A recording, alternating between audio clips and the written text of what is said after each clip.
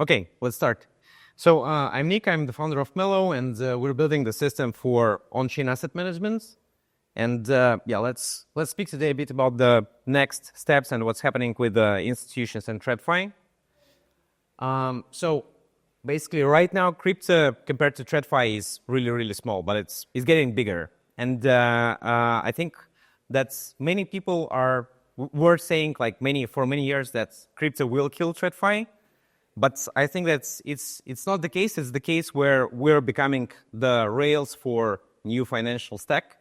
And the main reason for that is basically operational efficiency, 24-hour, 7 days a week on-chain settlement, atomic settlement, composability, and all the features that we're bringing into TradFi as an ecosystem.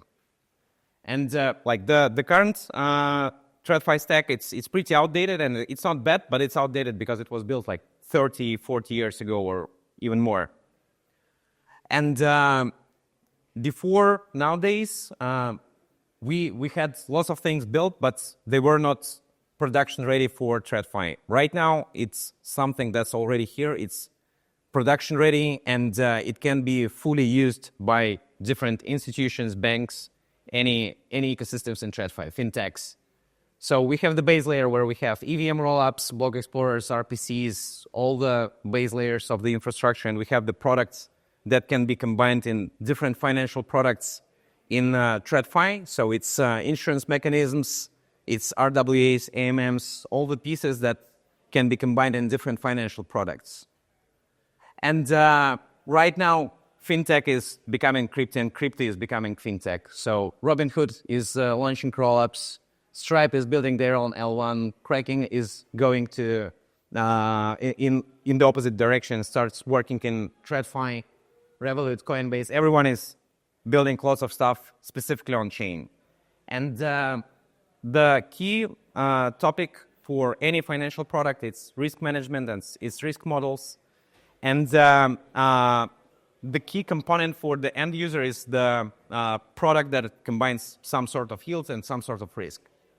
And right now, we have different risk profiles inside the ecosystem. We're combining different protocols, different pools in financial products. Same thing starts happening with TradFi, because structured products on-chain is same thing as structured products off-chain and in traditional finance. And one of the key goals here is to simplify things for the end users, because complexity on-chain, it's even higher than complexity in TradFi. And if we speak, let's say, about Revolut and them building some products for the end users and using their distribution channels, they cannot bring some, let's say, AMM for their user in their application. They should bring some very simplistic product where it could be one-click deposit, and then user is basically buying some financial product.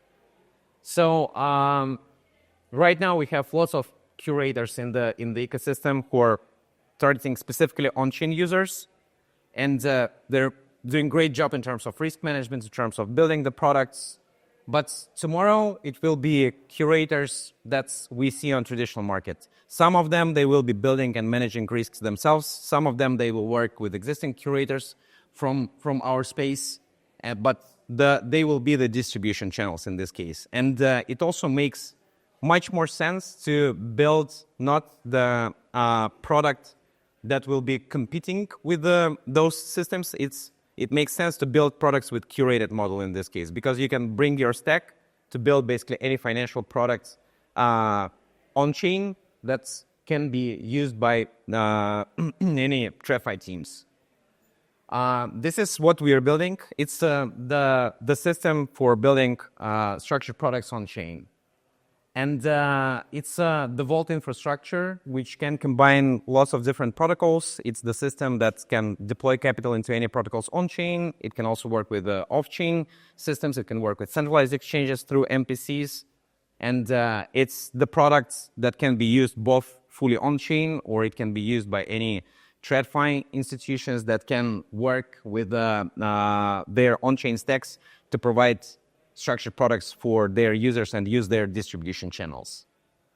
We work with different asset managers, hedge funds, payments providers, fintechs, node operators as well. We work a lot with LiDA, and we're working with LiDA v3 setups for node operators.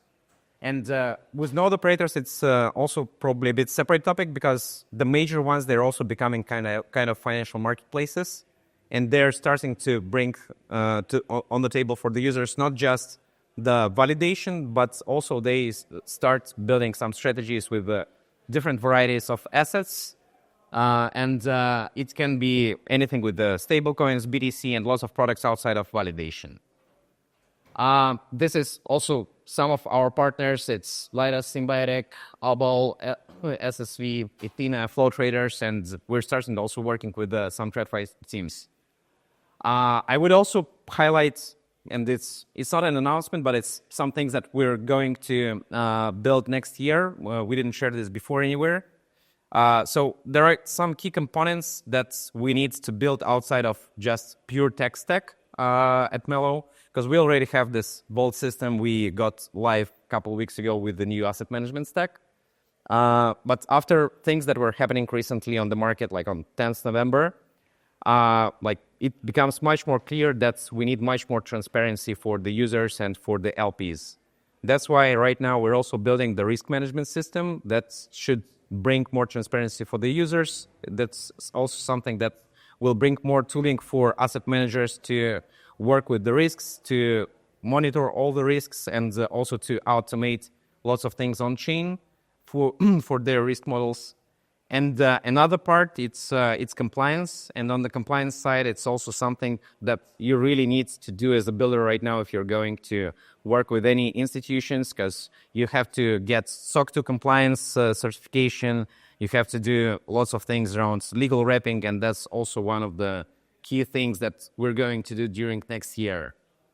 Right now, also, we will have probably 30 to 40 launches with different vaults for different ecosystems and asset issuers for the next few months. And also, if you're working on some assets, yield-bearing stables, if it's something on top of Ethereum, or if it's some new ecosystems, we're happy to support with Vault infrastructure. That's what we're doing right now. Let me know if you have any questions. Thanks.